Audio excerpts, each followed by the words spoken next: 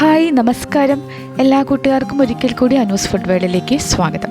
ഒരു പായസം കുടിക്കാൻ തോന്നിയാലേ ഉറപ്പായിട്ടും തയ്യാറാക്കി നോക്കാൻ പറ്റിയ നല്ല രുചികരമായ നല്ലൊരു പായസത്തിൻ്റെ റെസിപ്പിയാണ് നമ്മളിന്ന് തയ്യാറാക്കി കാണിക്കുന്നത് കേട്ടോ. ഇതിന് നമുക്ക് വേണ്ടത് 1/2 കപ്പ് പച്ചരിയും വേണം, 1/2 ലിറ്ററിൻ്റെ ഒരു പാക്കറ്റ് പാലും വേണേ, പിന്നെ ഇച്ചിരി പഞ്ചസാരയൊക്കെയാണ് വേണ്ടത്. അപ്പോൾ നമുക്കിത് പെട്ടെന്ന് തന്നെ ചെയ്യാനായിട്ട് പറ്റും. നല്ല രുചിയാണ് ചെയ്യാനായിട്ട്. നമുക്ക് പെട്ടെന്ന് തന്നെ വീഡിയോയിലേക്ക് പോകാം. വീഡിയോ ഇഷ്ടപ്പെടുകയാണെങ്കിൽ സബ്സ്ക്രൈബ് ചെയ്ത് കൂടെ ഒരു ലൈക്കും കൂടി തന്നെ സപ്പോർട്ട് ചെയ്യാനായിട്ട് മറക്കല്ലേ കേട്ടോ. അപ്പോൾ നമുക്ക് സ്റ്റാർട്ട് ചെയ്താലോ. അപ്പോൾ നമ്മുടെ പായസം തയ്യാറാക്കിയെടുക്കാനായിട്ട് ഞാനിവിടെ 1/2 കപ്പ് പച്ചരി നന്നായിട്ട് കഴുകി ഒരു 2 മണിക്കൂർ കുതിർത്തെടുത്തിട്ടുണ്ട് കേട്ടോ. പച്ചരിക്ക് പകരമായിട്ട് നമുക്ക് ബിരിയാണി അരി വേഗത്തിൽ വേകുന്ന ഏത് അരി എടുത്താലും കുഴപ്പമൊന്നുമില്ല. ഞാനിവിടെ പച്ചരി എടുത്തതേ ഉള്ളൂ. നന്നായിട്ട് കഴുകിയിട്ട് ഒരു 2 മണിക്കൂർ ഇതുപോലെ വെള്ളത്തിൽ കുതിർത്ത് എടുത്തതാണ്. അപ്പോൾ ആദ്യം തന്നെ നമുക്കിതിൻ്റെ വെള്ളമൊക്കെ ഒന്ന് ഊറ്റിക്കളയാം. പിന്നീട് കൈ വെച്ചിട്ട് നന്നായിട്ടൊന്ന് ഞെരടി ഇതൊന്ന് പൊടിച്ചെടുക്കണം. നമ്മൾ മിക്സിയുടെ ജാറിലൊന്നും ഇട്ടിട്ട് കറക്കിയെടുക്കുകയൊന്നും ചെയ്യരുത്, ഒട്ടും ടേസ്റ്റ് ഉണ്ടാവില്ല, ആകെ അങ്ങ് കുഴഞ്ഞു പോവേ. ഇതുപോലെ കൈ വെച്ചിട്ട് ഒന്ന് കുഴച്ചെടുക്കുക ചെയ്യുന്നത്. നന്നായിട്ടൊന്ന് ഞെരടിയെടുക്കുകയാണ് ചെയ്യേണ്ടത്. അപ്പോൾ ഓരോ അരിയും ഒരു 2 പ്രാവശ്യം 1-2 നന്നായിട്ട് പൊട്ടി കിട്ടും. ആ രീതിയിൽ പൊട്ടിച്ചെടുക്കാൻ വേണ്ടിയിട്ടാണ് കേട്ടോ.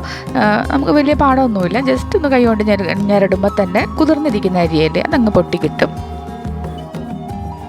അപ്പം ഈ ഒരു പാനിലാണ് പായസം തയ്യാറാക്കുന്നത്. ഇതിലേക്ക് നമ്മളിപ്പം കൈ കൊണ്ട് ഞെരടി പൊടിച്ചെടുത്തിട്ടുള്ള ഒരു പച്ചരി ഇതിലേക്ക് അങ്ങ് ഇട്ട് കൊടുക്കാം. ആദ്യം തന്നെ നമുക്ക് ഈ ഒരു പച്ചരി നന്നായിട്ടൊന്ന് വേവിച്ചെടുക്കാം. വെള്ളം ഒഴിച്ചിട്ട് വേവിച്ചാൽ മതി കേട്ടോ, പാലൊന്നും ഒഴിക്കേണ്ട, ടേസ്റ്റിന് ഒരു വ്യത്യാസവും വരില്ല. ഞാനിവിടെ 1/2 കപ്പ് പച്ചരി എടുത്തപ്പോൾ 3 കപ്പ് വെള്ളം ഒഴിച്ചിട്ടാണ് ഇത് വേവിക്കാനായിട്ട് വെക്കുന്നത്. ഇതിൻ്റെ കൂടെ തന്നെ ഒരു നുള്ള് ഉപ്പും കൂടി ചേർത്ത് കൊടുക്കുന്നുണ്ട് കേട്ടോ. നമ്മുടെ പായസത്തിൻ്റെ ഒരു ടേസ്റ്റ് മേക്കറായിട്ടാണ് ചേർക്കുന്നത്. ഒരു നുള്ള് ചേർത്താൽ മതി.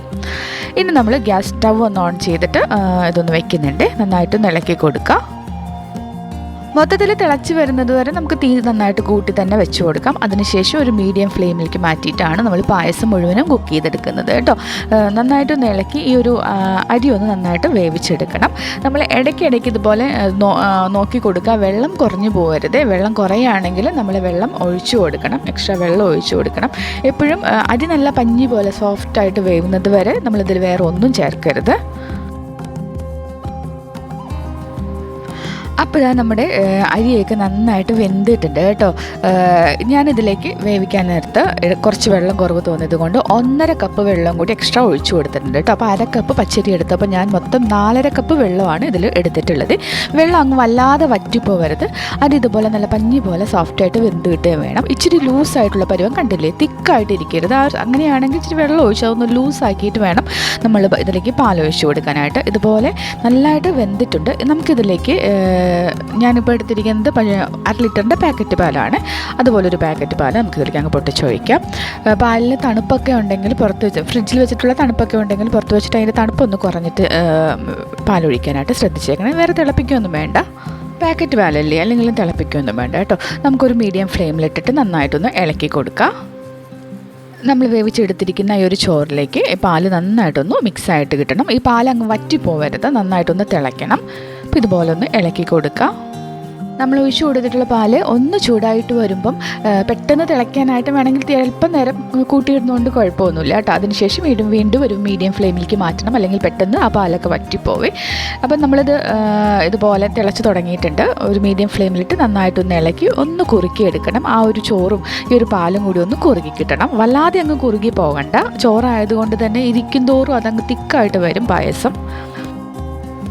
അപ്പോൾ നമ്മുടെ പാലൊക്കെ ഇവിടെ നന്നായിട്ടൊന്ന് തിളച്ച് ഇതിനോടൊന്ന് യോജിച്ച് വന്നിട്ട് നമുക്ക് കാണുമ്പോൾ തന്നെ മനസ്സിലാവേ. ഈ ഒരു സമയത്ത് നമുക്ക് മധുരത്തിന് ആവശ്യത്തിനുള്ള പഞ്ചസാര ചേർത്ത് കൊടുക്കാം. ഞാനിവിടെ ഒരു 3/4 കപ്പ് പഞ്ചസാരയാണ് ചേർത്തിട്ടുള്ളത് കേട്ടോ. ആവശ്യത്തിനുള്ള മധുരമുണ്ട്. ഇങ്ങനെ കട്ടായിട്ട് നിൽക്കുന്ന നമുക്ക് മടുപ്പ് തോന്നിക്കുന്ന മധുരമല്ല കേട്ടോ. നല്ല മധുരമൊക്കെ വേണമെന്നുള്ളവർക്ക് 1 കപ്പ് ചേർക്കാം. മധുരം വല്ലാതെ കുറവ് മതി എന്നുണ്ടെങ്കിൽ ഒരു 1/2 കപ്പ് ചേർത്താലും മതി. ഇപ്പോൾ ഒരു 3/4 കപ്പ് പഞ്ചസാര ചേർത്തിട്ടുള്ളത്. ആവശ്യത്തിനുള്ള മധുരമാണ്.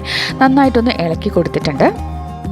പഞ്ചസാര ചേർത്ത ശേഷം കുറേ നേരമായിട്ട് തിളപ്പിക്കുകയൊന്നും വേണ്ട. ഈ ഒരു പഞ്ചസാര നന്നായിട്ടൊന്ന് അലിഞ്ഞ് ഈ ഒരു പായസത്തിലൊന്ന് മിക്സായി ഒന്ന് കുറുകി വരണം. ആ ഒരു സമയം വരെ നമുക്കൊന്ന് ഒരു മീഡിയം ഫ്ലെയിമിലിട്ടിട്ട് ഒന്ന് ഇളക്കി കൊടുക്കാം. പായസം ഇവിടെ നന്നായിട്ട് തിളച്ച് ഒന്ന് കുറുകി വന്നിട്ടുണ്ട് കേട്ടോ. അധികം നമ്മളങ്ങ് വറ്റിച്ചെടുക്കുന്നില്ല. ഈ ഒരു പരുവത്തിൽ നമുക്ക് എടുക്കാം. പിന്നീട് നമുക്ക് ഇരിക്കും തോറും ഞാൻ നേരത്തെ പറഞ്ഞതാണ്, ചോറായതുകൊണ്ട് തന്നെ തിക്കായിട്ട് വരെ ഒന്ന് കുറുകി കിട്ടണം. ആ ഒരു പരുവത്തിലേക്കായി വരുമ്പോൾ നമുക്ക് ആവശ്യത്തിനുള്ള ഏലക്കാപ്പൊടി ചേർത്ത് കൊടുക്കാം. ഞാനൊരു 1/2 ടീസ്പൂൺ അളവിൽ ചേർക്കുന്നുണ്ട്. ഇത് ഏലക്കയും പഞ്ചസാരയും കൂടി പൊടിച്ച പൊടി ആയതുകൊണ്ടാണ് ഒരു 1/2 ടീസ്പൂണൊക്കെ ചേർത്തിട്ടുള്ളത് കേട്ടോ. ഏലക്കയുടെ പൊടി മാത്രമാണെങ്കിൽ ഒരു 1/4 ടീസ്പൂൺ ചേർത്താലും മതി. നന്നായിട്ടൊന്ന് ഇളക്കി കൊടുക്കാം. നമുക്കിതിലേക്ക് അണ്ടിപ്പരിപ്പ് മുന്തിരിയൊന്നും താളിച്ച് ചേർക്കണമെന്ന് നിർബന്ധമൊന്നുമില്ല. ഒരു സ്പൂൺ നെയ്യ് ഒഴിച്ചു കൊടുത്തിട്ട് നമുക്ക് തീ ഓഫാക്കി ഇടാവുന്നതേ ഉള്ളൂ.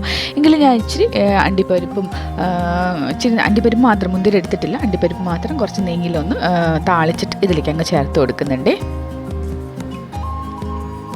പായസം ഒന്ന് കുറുകി തീ ഓഫാക്കിയ ശേഷമാണ് കേട്ടോ ഞാൻ ഈ താളിപ്പ് ഇതിലേക്ക് ഒഴിച്ചിട്ടുള്ളത് കേട്ടോ. അതൊന്ന് ശ്രദ്ധിച്ചിരിക്കണേ, ഞാനത് പറയാനായിട്ട് വിട്ടുപോയി. അപ്പോൾ നന്നായിട്ടൊന്ന് ഇളക്കി ഇനി നമുക്കൊരു അടച്ച് ഒരു 15 മിനിറ്റ് കഴിയുമ്പോഴേക്കും നല്ലതായിട്ട് സെറ്റായിട്ട് കിട്ടും. ഇപ്പോൾ ഒരു 15 മിനിറ്റ് ആയിട്ടുണ്ട്. ആ ഒരു ലൂസായിരിക്കുന്ന ഒരു സംഭവമൊക്കെ ഉണ്ട്, ഒന്ന് തിക്കായി വന്നിട്ടുണ്ട്. നല്ല പായസമാണ് കേട്ടോ, നല്ല ടേസ്റ്റാണ് കഴിക്കാനായിട്ട്. എല്ലാവരും ട്രൈ ചെയ്ത് നോക്കണം. വളരെ ഈസിയല്ലേ, നമ്മുടെ വീട്ടിലൊക്കെ എപ്പോഴും ഉണ്ടാവുന്ന ചേരുവകൾക്ക് വെച്ചിട്ടാണ് നമ്മളിത് ചെയ്തിട്ടുള്ളത്. എല്ലാവരും ട്രൈ ചെയ്ത് നോക്കുക. വീഡിയോ ഇഷ്ടപ്പെട്ടിട്ടുണ്ടാവുമെന്ന് കരുതുകയാണ്. ഇഷ്ടപ്പെട്ടിട്ടുണ്ടെങ്കിൽ സബ്സ്ക്രൈബും ലൈക്കും കൂടി തന്ന് സപ്പോർട്ട് ചെയ്യാൻ മറക്കരുത്. നിങ്ങളുടെ അഭിപ്രായങ്ങൾ മറക്കാതെ കമൻറ്റ് ബോക്സിലൂടെ അറിയിക്കണം. പറ്റുമെങ്കിൽ നിങ്ങളുടെ കൂട്ടുകാർക്കും കൂടി ഈ വീഡിയോ ഷെയർ ചെയ്ത് കൊടുക്കുകയാണെങ്കിൽ നമ്മുടെ ചാനലിന് അതൊരു വലിയൊരു സപ്പോർട്ടായിരിക്കും കേട്ടോ.